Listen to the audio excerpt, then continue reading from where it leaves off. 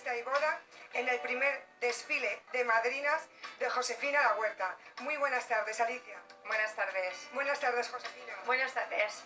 Contarnos qué experiencia habéis tenido con este desfile. Pues la verdad es que ahora que haya pasado ha sido un desfile muy bonito, muy emocionante. Tener gente que no es modelo y que lo ha hecho tan bien, con tantas ganas, que estaban preciosas y que han desfilado con tanta gracia, creo que esto es para repetirlo.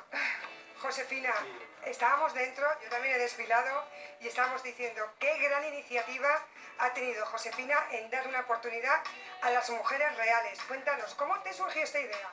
Bueno, nos surgió también a Alicia, a Andrés y a mí, y a Fer y a Valencia.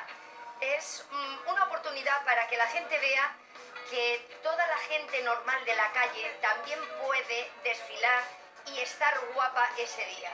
Entonces hemos querido que todo fuera natural, que fuera gente de la calle que sin saber desfilar lo han hecho de categoría. Yo les he dado mi enhorabuena porque han puesto mucha gana, mucha ilusión y mucha profesionalidad, aunque no eran profesionales. Y para mí cuenta mucho el factor humano y me ha llenado de mucho orgullo verlas, el sacrificio, la entereza y las ganas que le han puesto.